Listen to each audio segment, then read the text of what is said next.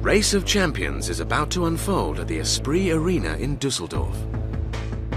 It takes the organizers 5 days to transform the football stadium into a racetrack. It's like building a motorway or building a proper race circuit. With putting in thousands of tons of gravel and tarmac. Only the bridge over there weighs over 1,000 tons. The night before the event, and Michael Schumacher has arrived for a press conference. Probably should have walked there. Top rally drivers join motorcycle stars and heroes of Formula One, including Sebastian Vettel, in his first big race since being crowned champion.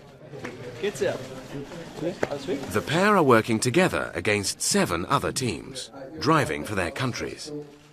3 times in a row, Sebastian and myself, we've been able to win this little baby here and help each other out. And for the first time, the contest is being held in Germany. It's nice, obviously, for Michael and myself, I think, in front of our home crowd. To be here in Germany, after he winning the title, I think is a very special event for both of us.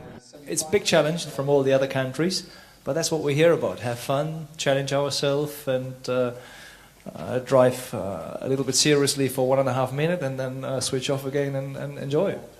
The event aims to present a fair test of the drivers' skills by challenging them to race in identical cars. The driver who adapts quickest to the car, to the track, will be the winner of the day. So it really is a test of driver skills. It's a very short track. Because the cars are the same, it's like a high shot. I mean, a 1.5 minute without preparation. Any little mistake you can't basically recover from. Each team drives a selection of the 9 cars available, from a Tesla Roadster to an Audi R8. On the day of the races, 40,000 motorsports fans descend on the arena for a turbocharged weekend. It's my first time. I see Schumacher live. It's great. Oh, he's a fantastic racer. I think he has done a lot of good things for the motorsport. We are very, very proud of him because he's German and he's very successful. It would be, I think, ideal and fantastic if Sebastian and me we could do it, and then we'll have a nice time out there. A long-standing friendship exists between the 2 drivers. Vettel credits Schumacher for being more than just an inspiration.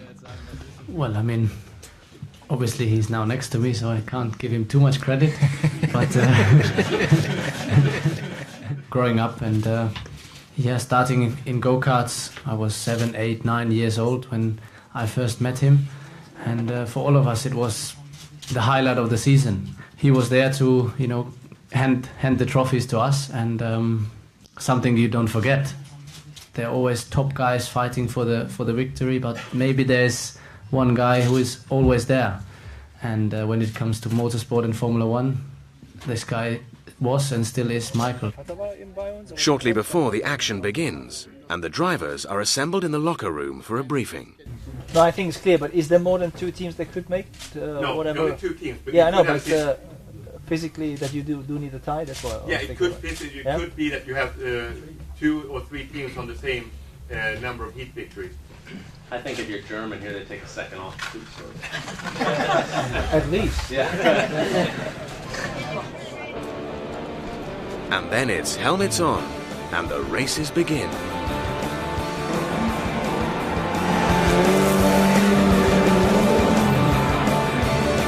I know drivers like to apologize themselves if they lose, but I lost oil on the run when they went onto the pedals, so I slipped off my pedals all the time. I couldn't brake, so that was a bit of an issue. Now we recovered.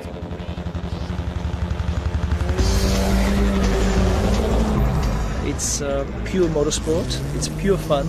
After that, you just forget anything because you don't have to have briefings, you don't have to do anything other than have a chat and give a high five and take a drink. There are no excuses. Everybody's got the same cars. You cannot say, oh, he had a better car than me. It's identical cars, it's driving skill who makes the difference in the Race of Champions. Formula One legend Alain Prost is among Schumacher's opponents. He was always strong and tough, and sometimes a little bit beyond the limit. There's always people who have controversy following them, but I think all the good drivers have got that. It's just part of the game. I'm addicted to challenge because the adrenaline that you very often talk about in Formula One doesn't really exist, other than in moments that you have an uncontrolled accident.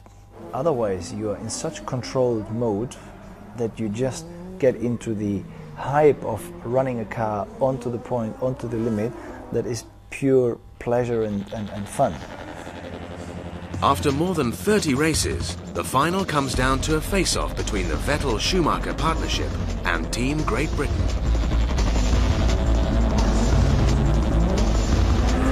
The two teams are closely matched, and a sudden death race is needed to decide the result.